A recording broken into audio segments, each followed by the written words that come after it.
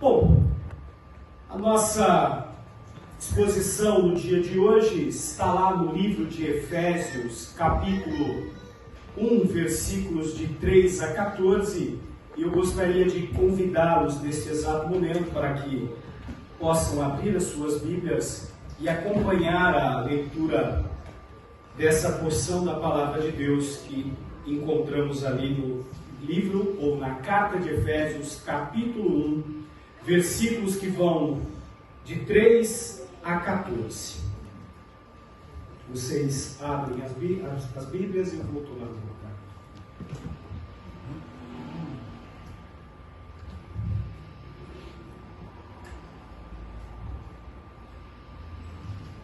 Diz assim a palavra de Deus, versículo 3: Bendito seja o Deus e Pai de nosso Senhor Jesus Cristo, que nos abençoou com todas as bênçãos espirituais nas regiões celestiais em Cristo. Antes da fundação do mundo, Deus nos escolheu nele para sermos santos e irrepreensíveis diante dele.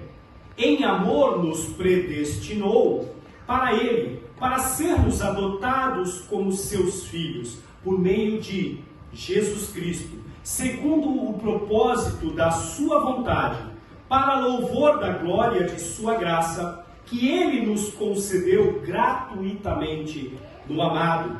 Nele temos a redenção pelo seu sangue, a remissão dos pecados segundo a riqueza da sua graça, que Deus derramou abundantemente sobre nós, em toda a sabedoria e entendimento. Ele nos revelou o mistério da sua vontade, segundo o seu propósito, para que ele apresentou em Cristo, de fazer convergir nele, na dispensação da plenitude dos tempos, todas as coisas, tanto as do céu como as da terra. Em Cristo também fomos feitos heranças, predestinados segundo o propósito daquele que faz todas as coisas conforme o conselho da sua vontade, a fim de sermos para louvor da sua glória. Nós o que de antemão esperamos em Cristo, nele também vocês, depois que ouviram a palavra da verdade, o evangelho da salvação, tendo nele também crido, receberam o selo do Espírito Santo da promessa. O Espírito é o penhor da nossa herança, até o resgate da sua propriedade, em louvor da sua glória. Ó Senhor Deus Trino, que pela tua palavra os nossos olhos possam ser abertos para te contemplar, Senhor, em toda a tua bem-aventurança. Que os nossos corações possam ser conduzidos a termos prazer em ti, acima de todas as coisas. Tu és bendito, nosso Deus. Nos ajude a compreendermos as implicações e aplicações da tua santa palavra que acabamos de ler. Pedimos isso por meio de nosso Redentor, Jesus Cristo, nosso Senhor. Amém.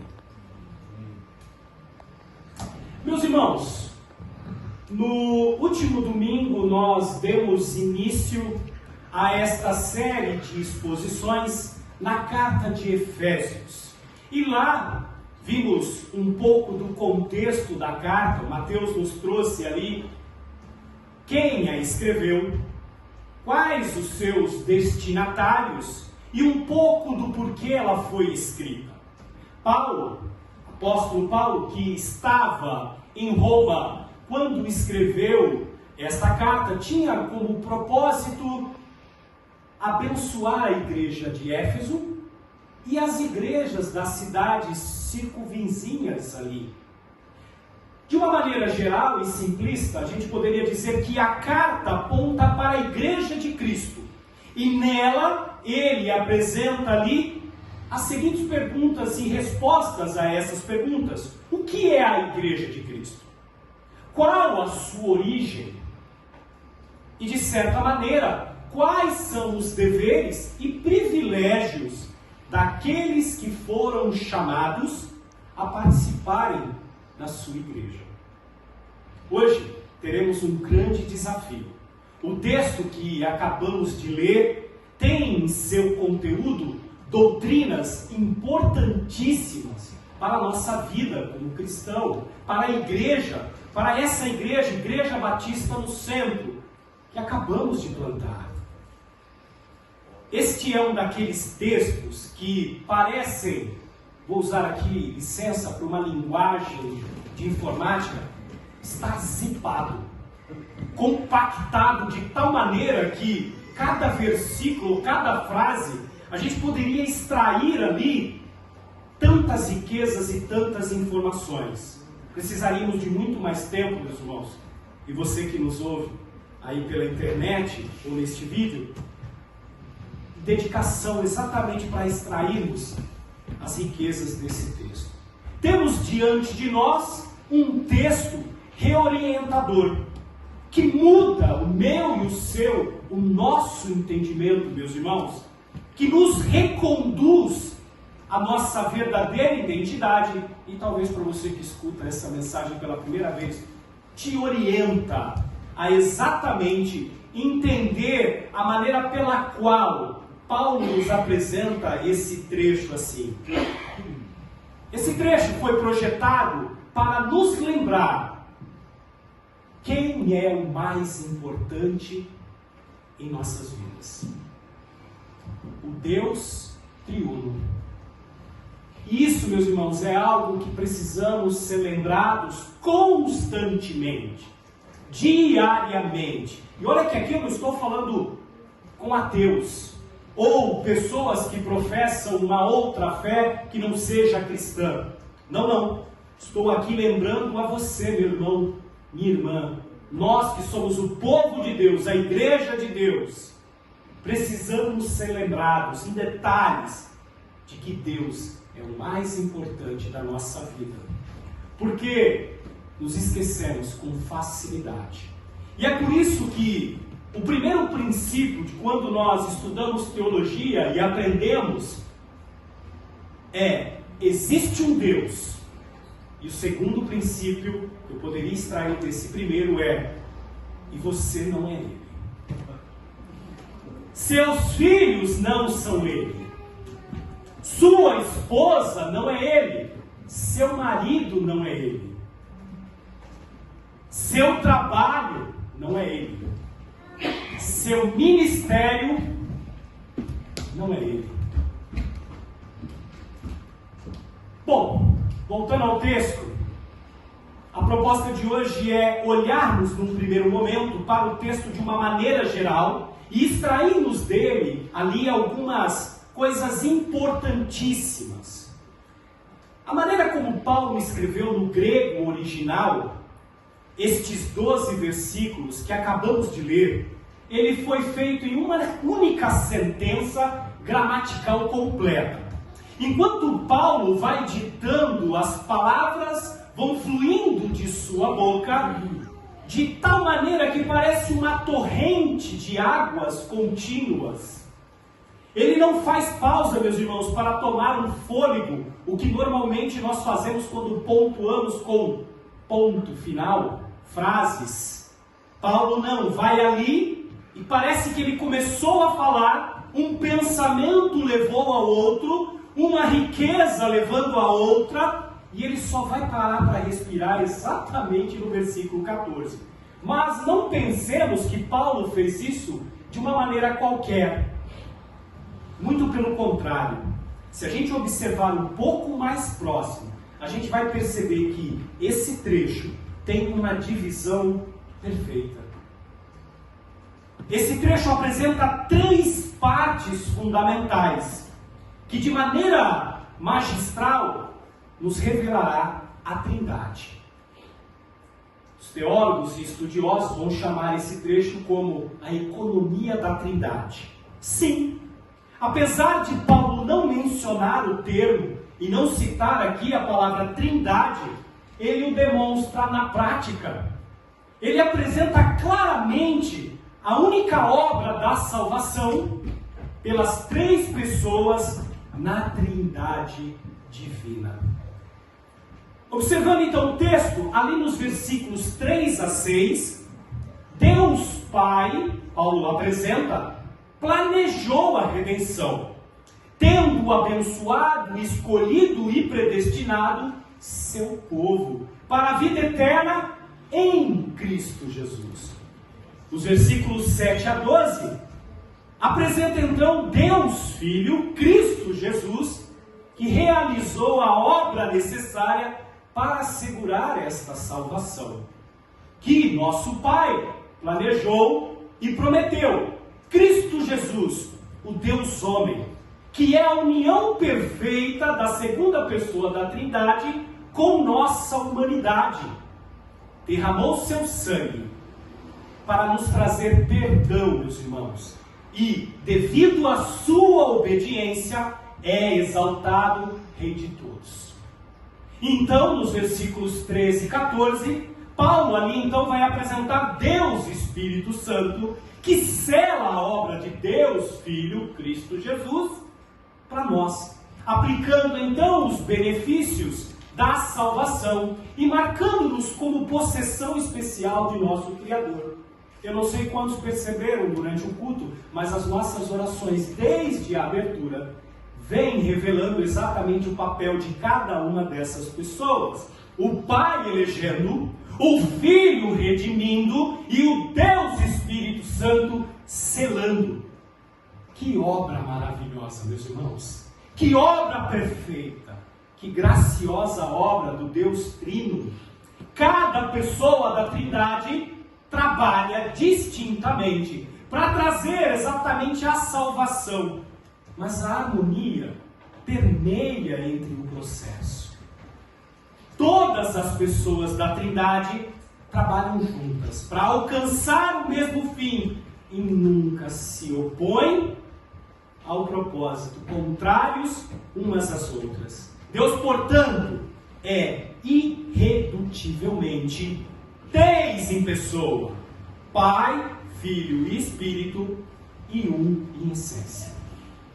Percebam, meus irmãos, que Paulo também, além desse panorama geral, olhando, se é que eu poderia dizer, a floresta um pouco mais de longe, para então darmos um zoom ali nas árvores que compõem esse cenário, Paulo ele vai também, nessa exposição dessa obra graciosa do Deus Trino, construir afirmações usando exatamente a beleza e a riqueza da gramática da língua original no grego. E essas questões e pontos nos ensinam muitas coisas. Todos os verbos ali relacionados às ações divinas estão em um tempo no grego, não vamos nos ater a isso, chamado auristo. Mas o que isso quer dizer? Quer dizer que temos ali um tempo verbal que define que a ação foi feita num passado indeterminado, nós veremos qual, e que tem implicações duradouras, ou seja, nos alcança e alcançará aqueles que virão depois de nós, se assim Cristo não voltar. Nos versículos 4, 7 e 12, que veremos com um pouco mais de detalhe, nós temos ali verbos relacionados ao homem, ao ser humano. Por exemplo, quando diz, para sermos santos e irrepreensíveis, nele temos, a fim de sermos, esperarmos em Cristo. Esses verbos estão no presente, justamente para indicar que essas bênçãos estão sempre presentes na vida do cristão, na vida da sua igreja, na vida dos crentes. No versículo 11, de uma maneira geral, a gente observa ali o verbo fazer. E esse verbo fazer, ele tem ali uma aplicação e um aspecto qualificativo, atribuindo a seu sujeito, aquele que pratica o verbo, uma condição específica. E esse é Deus. Ou seja, é da natureza de Deus fazer as coisas para a sua própria glória, e isso é uma característica, assim como cada um de vocês, meus irmãos, tem a cor dos seus olhos por uma característica. A cor e nuances da sua pele o tipo de cabelo que cada um aqui tem. Percebam então que é da natureza de Deus fazer as coisas para a sua própria glória. Bom, Pai, Filho e Espírito Santo, também colocados nesse texto, estão ali numa característica do que nós chamamos de nominativo. O que isso quer dizer? Isso indica que as três pessoas da Trindade são agentes em todas as ações. Logo, aquilo que Deus Pai propõe, o Filho e o Espírito Santo participam da proposição. Ainda que o Deus Filho execute o plano, Deus Pai e Deus Espírito Santo participam também desta execução. E assim que Deus Espírito Santo garante o cumprimento destas coisas e do plano, Deus Pai e Deus Filho estão envolvidos nesta garantia. Meus irmãos, depois dessa exposição maravilhosa que resume basicamente aquilo que Paulo nos propõe nessa doxologia, nesse chamado à adoração a Deus, nós vamos agora obter ali três divisões que o próprio texto nos dá e que nós iremos expor ponto a ponto. Bom, a primeira parte, como nós mencionamos, ela começa ali no versículo 3 e vai até o versículo 6. Paulo vai tratar especificamente daquilo que Deus Pai fez com relação à sua igreja e qual é a participação do Pai nesta concepção da igreja. Temos aqui pelo menos três coisas que passaremos assim de uma maneira bem rápida, justamente pela condição que os verbos estão apresentados. Olha aí então no versículo 3, que diz o seguinte: Bendito seja o Deus e Pai de nosso Senhor Jesus Cristo, que nos abençoou com todas as bênçãos espirituais nas regiões celestiais em Cristo. Paulo inicia esse versículo e esse trecho bendizendo a Deus. Naturalmente, dessa afirmação que Paulo faz, se pararmos e formos honestos, deveríamos nos perguntar: o que é que Deus tem feito para que nós, para que a sua igreja o louve dessa maneira? A resposta vem logo na proposição de Paulo, na sequência. Nos abençoou com todas as bênçãos espirituais nas regiões celestiais em Cristo. O que Paulo está dizendo num primeiro plano é que Deus está à frente de todas as bênçãos espirituais. Deus está à frente de todas as bênçãos. E que tais bênçãos nos são concedidas não apenas por Cristo como um meio, mas em Cristo. Mateus nos falou acerca da preposição em, no nosso primeiro exposição que abriu a carta aqui. Quando a gente para e observa isso, automaticamente isso nos remete a uma condição de relacionamento. Em Cristo é uma frase que tem no seu caráter uma representação da totalidade da nossa vida, da integralidade pela qual Deus nos chama a participarmos em Cristo, da integralidade da sua igreja que permanece em Cristo. Quais são então essas bênçãos espirituais advindas desse relacionamento íntimo que conjugamos em todas as áreas e em todos os momentos da nossa vida? Essas bênçãos são redenção, justificação, glorificação, adoção, santificação, perfeição, imortalidade. Mas o detalhe importante é a quem se destina essas bênçãos. Paulo vai nos dar a dica: nos abençoou. Percebam que essa ação completa e perfeita de Deus Pai tem ali um destinatário direto, um objeto direto. O verbo tem um destinatário. não são bênçãos para toda a humanidade.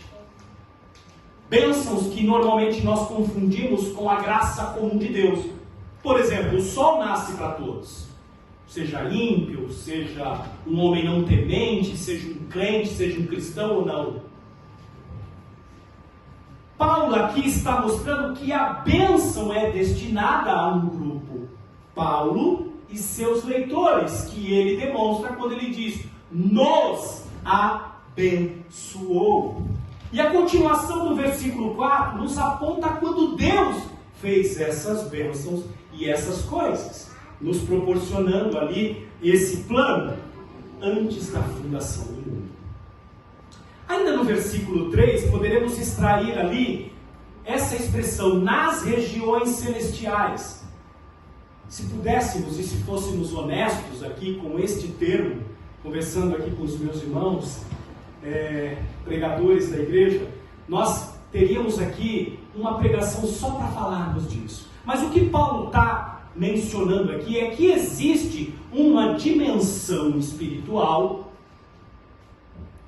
que nos cerca, que é tão real como a dimensão material, aonde anjos, principados, potestades, e aonde Paulo chama a nossa atenção para a realidade de que quando estamos em Cristo, e veremos em detalhe nesta carta aspectos desta região celestial, já estamos como que levantados deste mundo.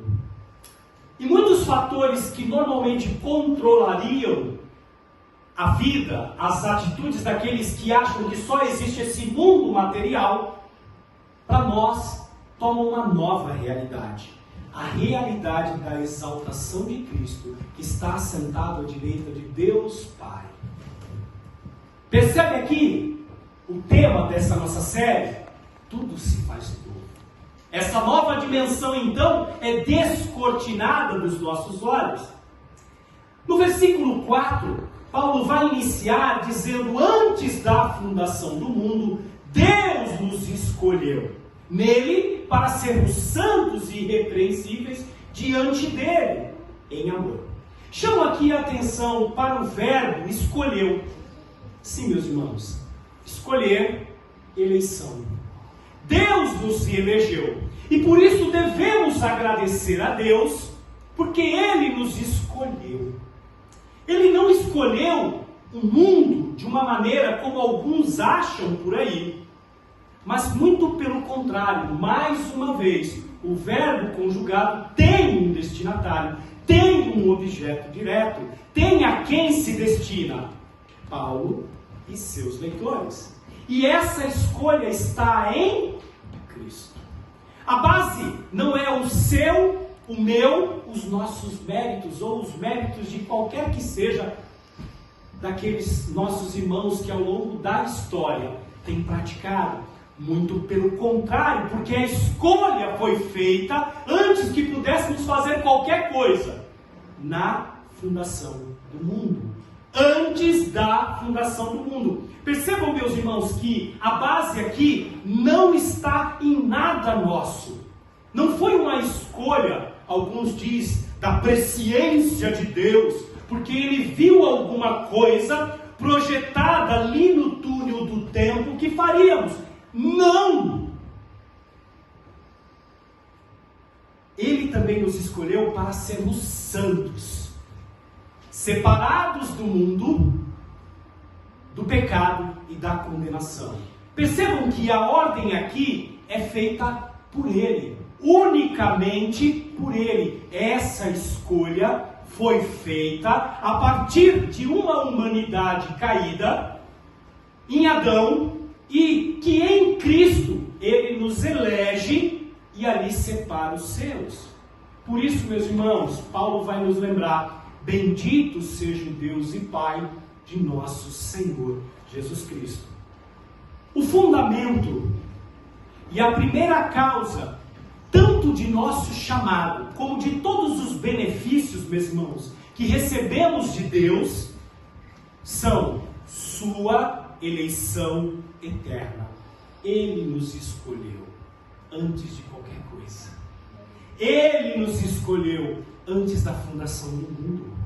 O próprio momento em que essa eleição ocorre testifica que ela é graça, gratuita, concedida por Deus. Não há mérito em nós, irmãos, antes que o mundo fosse criado. João Calvino, conhecido reformador, nos aponta quando ele comenta esse trecho de que quão infantil é a tentativa dos homens em tentar refutar este argumento pela seguinte proposição ou pelo seguinte sofisma: nós fomos escolhidos porque nós éramos dignos e porque Deus previu que seríamos dignos. Não, meus irmãos, não! Todos nós fomos escolhidos antes, e a partir da queda de Adão, todos nós estávamos e estamos perdidos. Portanto, se Deus, por meio da sua eleição, não nos resgataste da perdição, meus irmãos, não haveria nada a ser previsto. Mais uma vez, Calvino falando acerca disso, nos lembra que isso nos leva a concluir que a santidade, a pureza e toda a excelência se encontram entre os homens, são fruto da eleição. De modo que, mais uma vez, Paulo expressamente exclui toda consideração de mérito. Aprendemos, meus irmãos, também com essas palavras, que a eleição não dá a ocasião a pensamentos infantis e daqueles que não entenderam aquilo que o apóstolo e aquilo que a palavra de Deus diz, e saem por aí dizendo: vivamos da maneira que quisermos, pois se fomos eleitos, não podemos perecer, uma vez que Deus decretou e não volta atrás da sua palavra.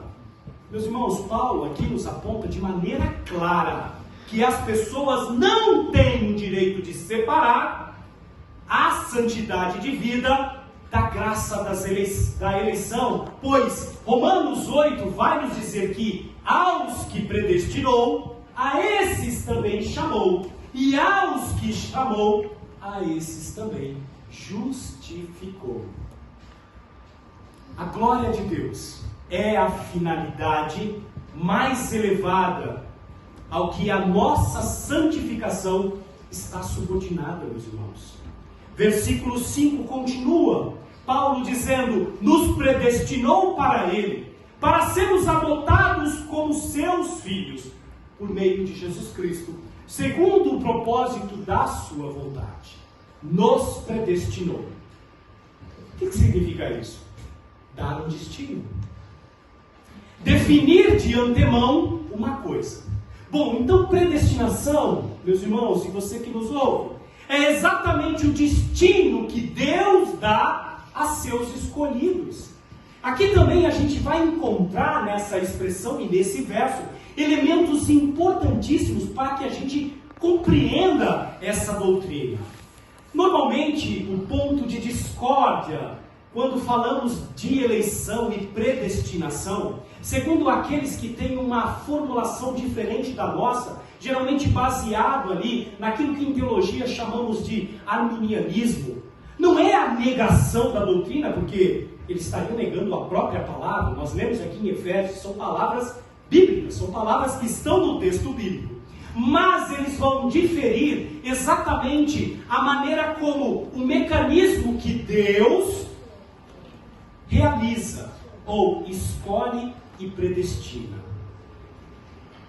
Eles informam e afirmam que o mecanismo que as utiliza, tanto a eleição quanto a predestinação, está no fato de que Deus, olhando para o futuro e prevendo como as pessoas usariam o seu livre-arbítrio, e aqui eu coloco entre aspas, escolhe e predestina aqueles a quem ele viu que livremente aceitariam a Jesus Cristo. É uma espécie de pegar a história, dar um caráter a ela e transformá-la num ente à parte do domínio de Deus. A história então foge desse controle de Deus, uma vez que ela está ligada a essas escolhas do homem. Para nós, meus irmãos, a escolha, a predestinação, se dá através de algo muito simples: decreto de Deus. Da sua vontade, da sua soberania, onde Ele decreta e por isso as coisas podem acontecer. Não existe nada fora dos decretos de Deus. E o versículo aqui então vai nos apontar um pouco dos elementos dessa predestinação. Primeiro, que a predestinação, ela é destinada aos crentes em Jesus. Ele nos predestinou e não o mundo todo. A virtude do sangue de Cristo é óbvia. É óbvia que é suficiente para toda a humanidade caída. Porém, se Ele assim o quisesse. Mas o texto e a Bíblia nos aponta, sem dúvida alguma, que a sua eficácia foi destinada aos seus escolhidos, aos seus predestinados, à sua igreja. Ele nos predestinou, meus irmãos, em amor, mas não uma espécie de uma definição de amor criador, o amor com o qual Deus derrama das suas bênçãos naturais, da graça comum, falamos muito disso, sobre todos. Não, o amor aqui é um sentido de amor salvador, graça especial. Ele se desenvolve neste ato soberano de Deus. E ele não seria injusto em destinar, porque toda a humanidade estava caída. E sejamos sinceros, não há como dizer que Deus é injusto, porque eu e você não podemos reivindicar nenhum ato de justiça, nenhum ato que pudesse clamar a Deus um direito. Se bem que tem muita gente aí que tem determinado que Deus faça as coisas. Meus irmãos, não temos direito a nada. Vou repetir, não temos direito a nada. Ele nos predestina para Ele. Somos o povo dele. Um povo amado, propriedade exclusiva dele. Resumo do que é a igreja. Povo que Ele escolheu e predestinou para Ele. Nos predestinou para adoção como filhos. E aqui, meus irmãos, a humanidade não é por natureza filha de Deus, como muitos acham. Muito pelo contrário, somos filhos da ira e da desobediência depois de Adão e da queda. Que privilégio, meus irmãos. Que privilégio esse Deus trino, esse Deus triuno nos abençoa. Esse é o destino que Ele nos deu.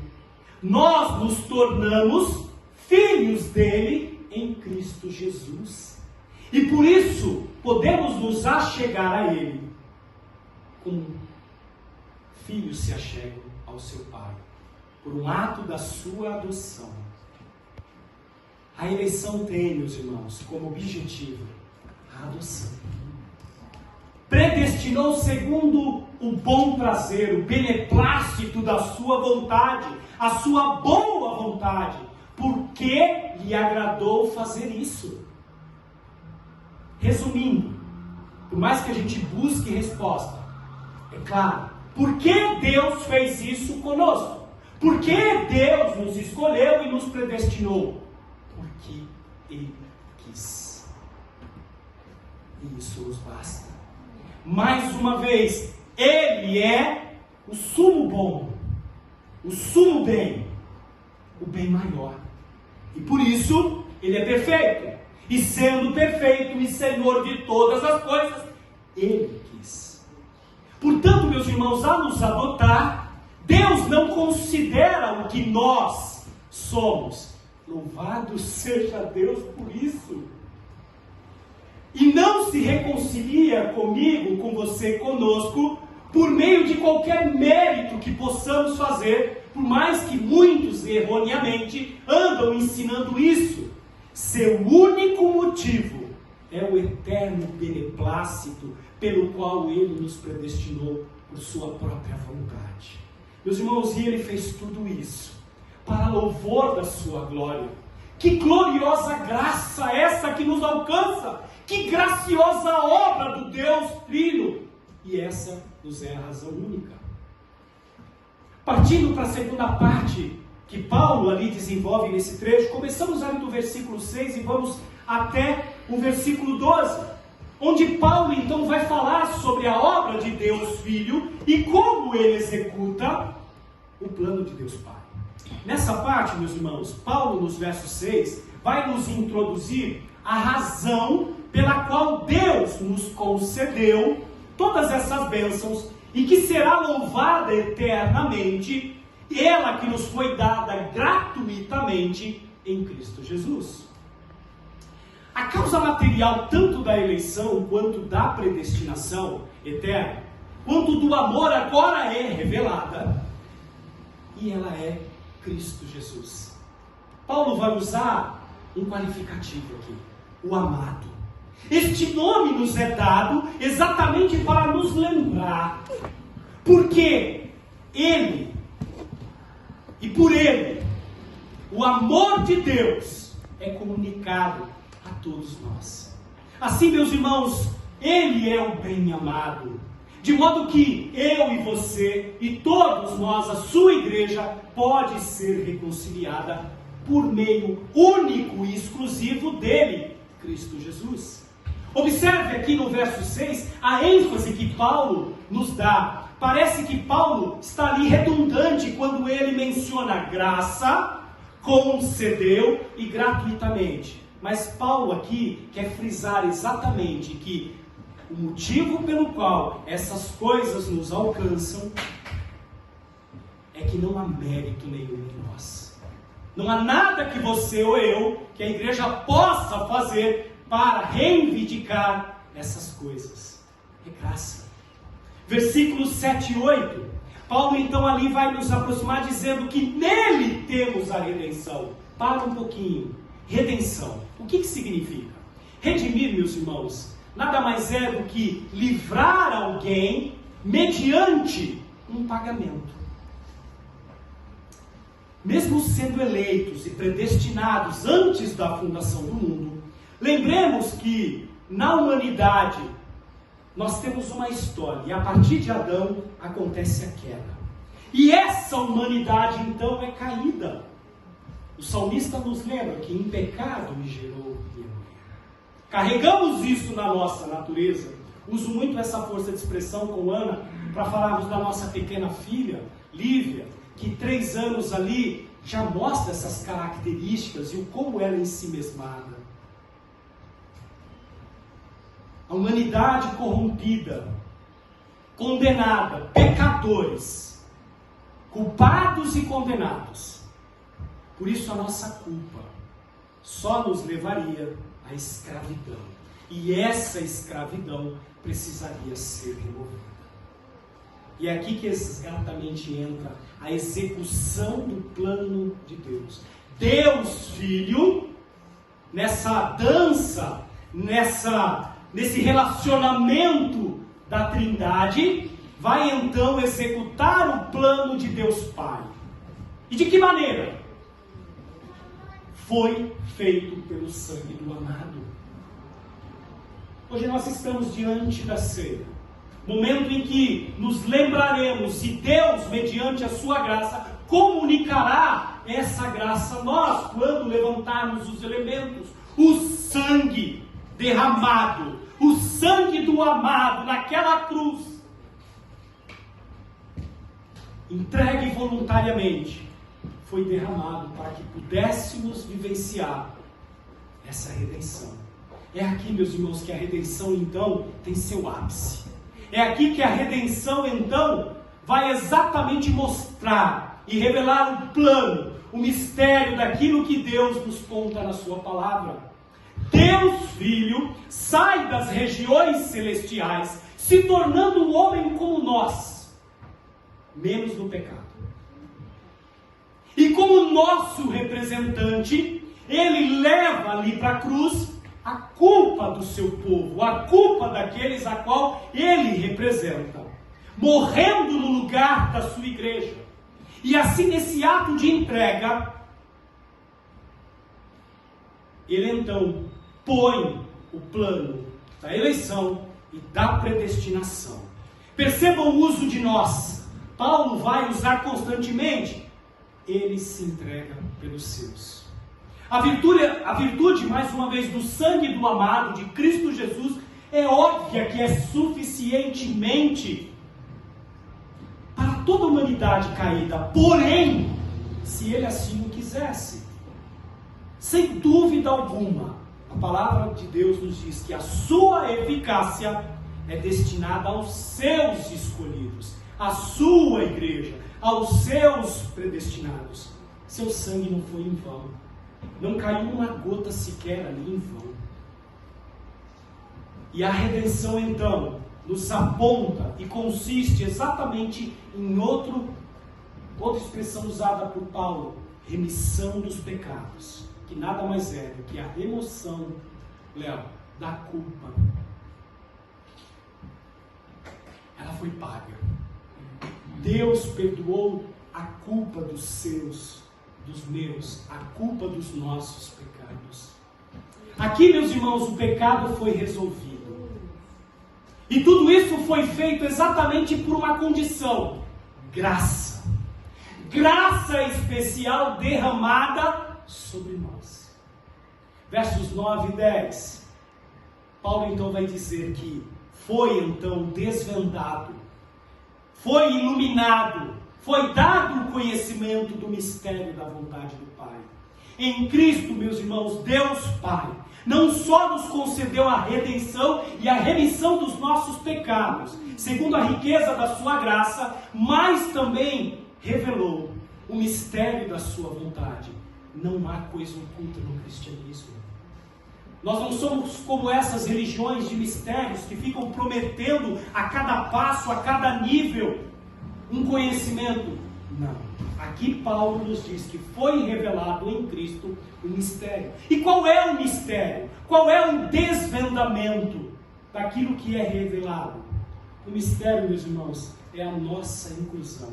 É a inclusão que Paulo está olhando para os Efésios e dizendo: a inclusão dos gentios. A inclusão de todos aqueles que Deus chama como seu. Não somente mais os judeus, mas todos aqueles agora que professam o nome de Cristo Jesus como Senhor, que são redimidos, que têm a remissão dos seus pecados. A esses, o plano de Deus então alcança.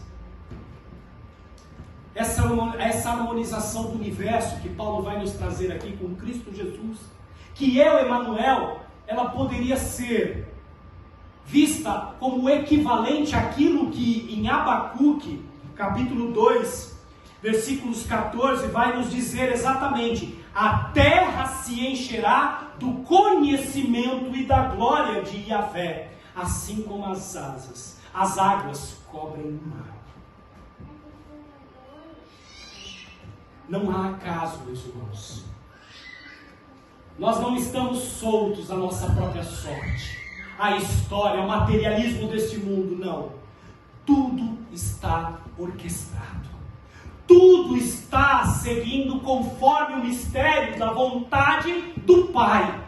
Agora revelado no amado Cristo Jesus, sendo então considerado o cabeça de todas as coisas.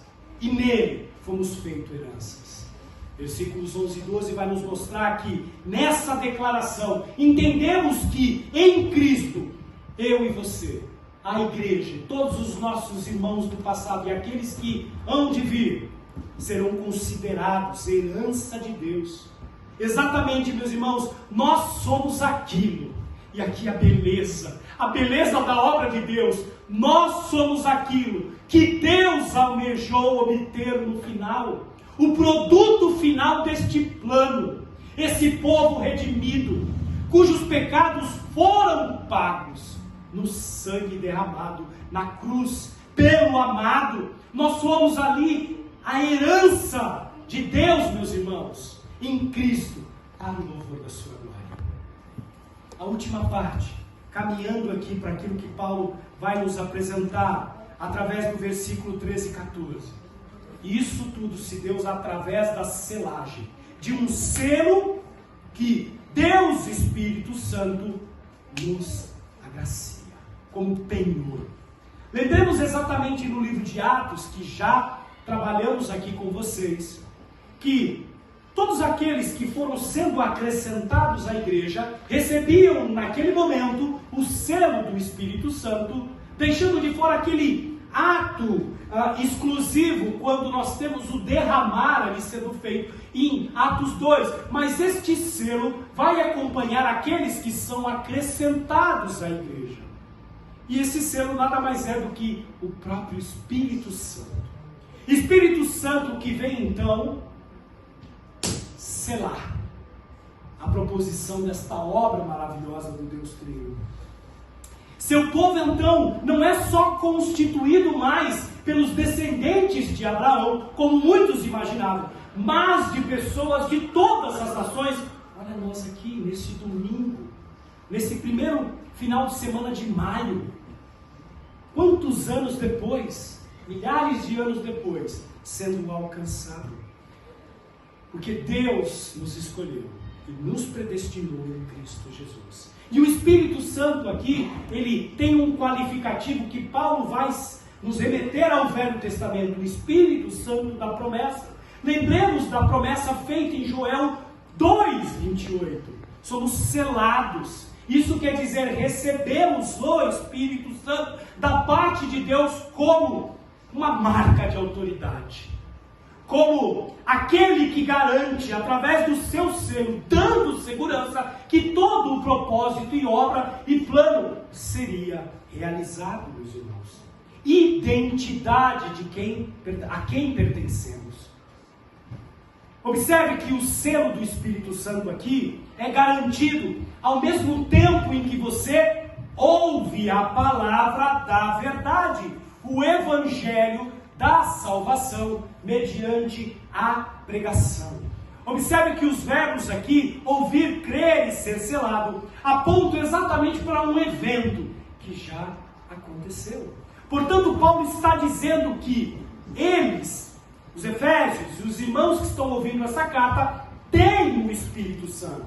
Ele não está dizendo, olha, agora que vocês já entenderam, busquem o Espírito Santo e busquem esse batismo especial. O batismo do Espírito Santo não é um ato que a gente faz depois, criando cristãos e crentes de primeira e segunda categoria. Muito pelo contrário, o batismo do Espírito Santo é um ato de iniciação. Ele coincide, nós cremos que, junto com a regeneração, a justificação, o crer no Evangelho, o nascer de novo. E esse selo do Espírito Santo. Percebam que o meio pelo qual eles recebem o selo do Espírito Santo foi através da pregação do Evangelho. Entendam que, mesmo sendo eleitos e predestinados, Paulo foi enviado pelo Santo Espírito de Deus àquela região, e tantos outros irmãos em Cristo daquela época, para que a pregação do Evangelho, para que a pregação da palavra os chamassem. As boas novas chegam mediante a pregação do Evangelho, meus irmãos.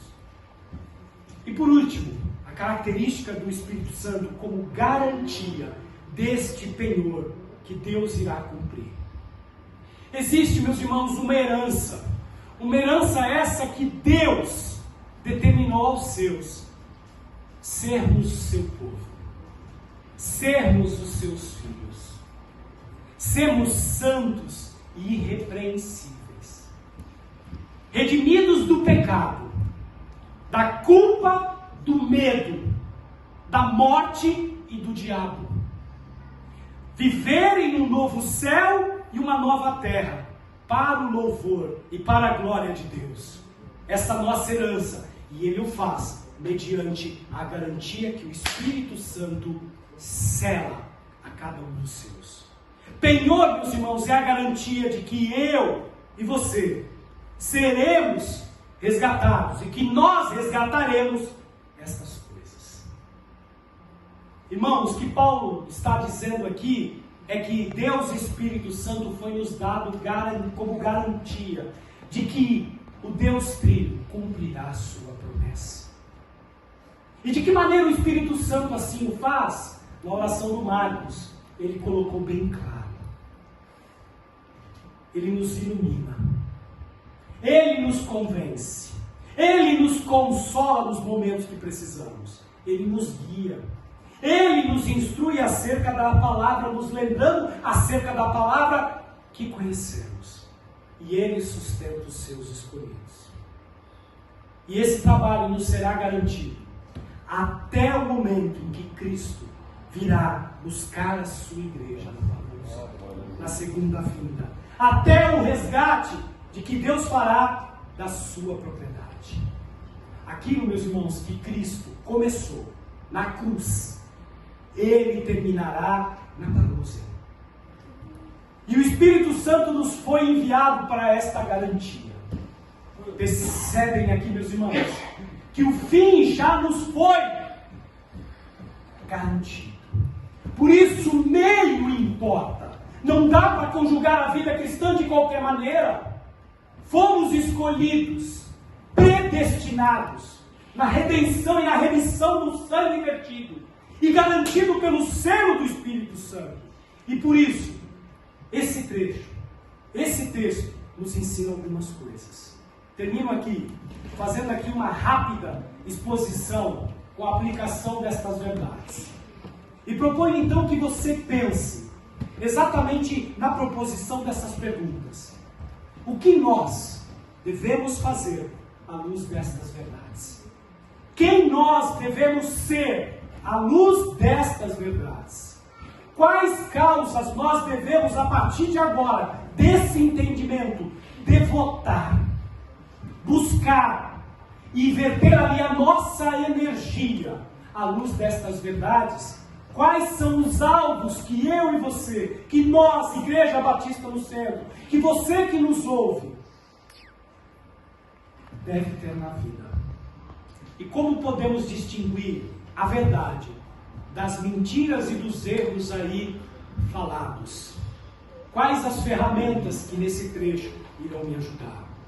Bom, Paulo vai direcionar os irmãos em Éfeso e todos os seus leitores nós a olharmos, a partir de uma premissa, olharmos além dos nossos próprios umbigos, ensinando-nos a confiar nas promessas de Deus, mostrando que este plano é um plano traçado, determinado, antes da fundação do mundo. E o apóstolo vai compartilhar aqui 3 expressões que eu gostaria de dizer para vocês nessa aplicação. O povo de Deus é propriedade exclusiva de Deus.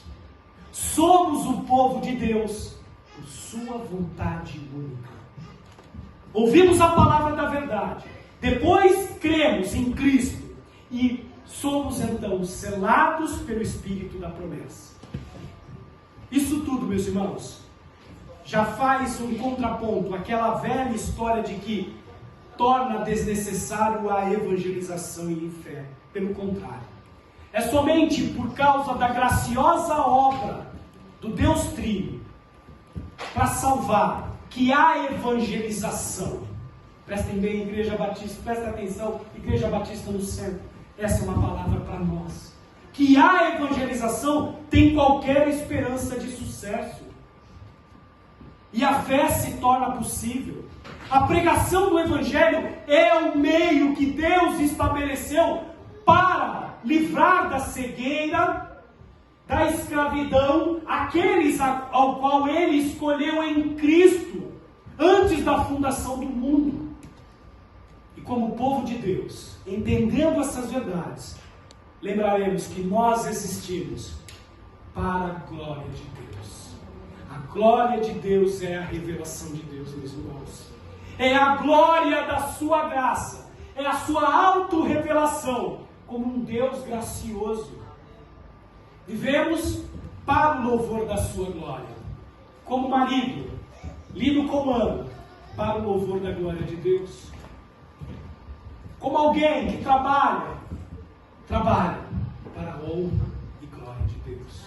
Nos relacionamos, vivemos com uma finalidade, para a glória de Deus. E por isso também precisamos levar os outros a entender isso, pregar o Evangelho e fazer a diferença nesta cidade, no centro dessa cidade. Que graciosa obra, meus irmãos. Bendito seja o Deus triunfo. E você que nos ouve, que ainda não professou Cristo Jesus na sua vida, como seu único Senhor e Salvador, a você que eu me dirijo agora. Me ouça com cuidado essas preciosas palavras que falamos aqui nesta manhã. Ouça enquanto há tempo. Quando Paulo, mediante a palavra de Deus, disse que bendito é o Senhor, que bendito seja Deus, você sabe o que isso quer dizer? Paulo quer dizer que toda bem-aventurança, Paulo quer dizer que toda bondade é encontrada somente nele. Somente nele encontramos o verdadeiro sentido da nossa existência. Somente nele encontraremos a completude e o contentamento das coisas. Portanto, ele pode nos abençoar. Ele pode te abençoar. Ele pode te fazer novo a partir deste dia. Se você quer saber um pouco mais dessas verdades, e se quiser conversar, nós aqui na Igreja Batista no Centro estamos à sua disposição. Você nos encontrará nas mídias sociais. Eu, Mateus, Josué e todos os nossos irmãos aqui presentes sentiremos honra, nos sentiremos honrados em poder falar um pouco mais desse Evangelho da salvação. Convido você agora a curvar a sua cabeça, fechar os seus olhos e nessa breve oração agradecemos a Deus a sua palavra.